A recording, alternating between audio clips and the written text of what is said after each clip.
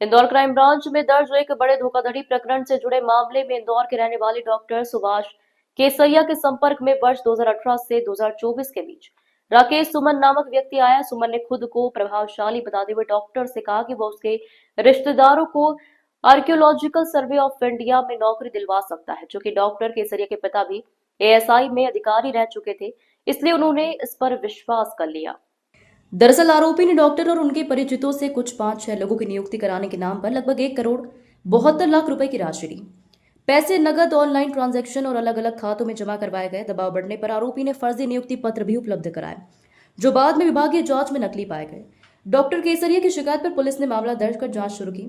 आरोपी राकेश सुमन, जो लसूड़िया थाना क्षेत्र का रहने वाला है, उसको कल रात क्राइम ब्रांच ने हिरासत में लिया। उसके खिलाफ विभिन्न धाराओं में एफआईआर दर्ज की गई। अब पुलिस यह पता लगाने में जुटी है कि फर्जी नियुक्ति पत्र और सील कहां से बनवाई गई, किन किन लोगों के संपर्क किया और क्या कोई अन्य व्यक्ति भी इस नेटवर्क में शामिल है। Additional DCP crime branch Rajesh Tripathi ने बताया कि आरोपी से पूछताछ जारी है। उसके द्वारा इस अवधि में अर्जित संपत्तियों की भी जांच की जाएगी। यदि अन्य पीड़ित सामने आते हैं या सहयोगी का नाम सामने आता है तो उनके खिलाफ भी कार्रवाई की जाएगी। ये इंदौर के रहने वाले एक डॉक्टर हैं सुभाष सोन केसरिया।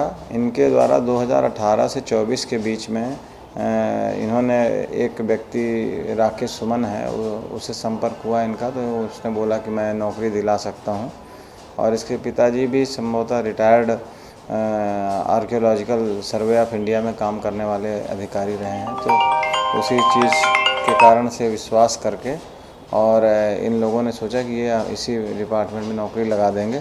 इसी बात पर से इन्होंने पैसों की मांग करी कि कितने पैसे लगेंगे। तो ये 2018 से 24 के बीच में 5-6 रिश्तेदारों के लिए इन्होंने टोटल 1 करोड़ 72 लाख रुपए की राशि इनको दे दी।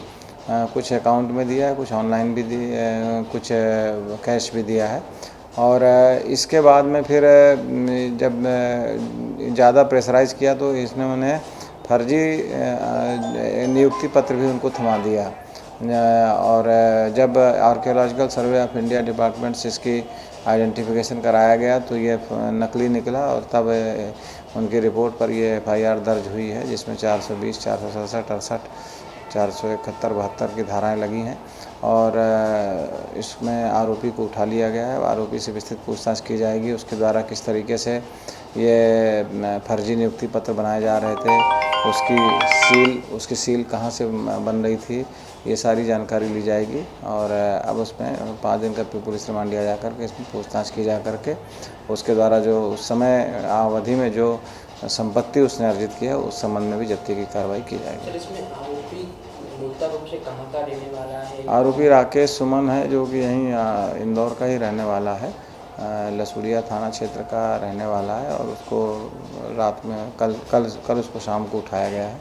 अब उससे हिरासत में लेकर पूछताछ की जाएगी। संपर्क में कैसे आया था डॉक्टर? ये संबंध में अभी पूछताछ की जाएगी। अभी इसकी जानकारी ली जाएगी किस तरीके से संपर्क में आया है इसके बारे में, और कौन कौन और लोग प्रभावित हुए हैं उसके बारे में भी जानकारी ली। राकेश अकेले ही काम करता था कि इसका कोई गिरोह? अभी तक तो इसके अकेले ही इन्वॉल्वमेंट की खबर है, लेकिन अभी जब इससे विस्तृत पूछताछ की जाएगी तो अगर इसमें कोई और भी इन्वॉल्व होगा तो उनके बारे में भी पूछताछ की जाएगी और इन्वॉल्वमेंट होने पर उनके खिलाफ भी कार्रवाई की जाएगी। इंदौर से नेशन टाइम की रिपोर्ट।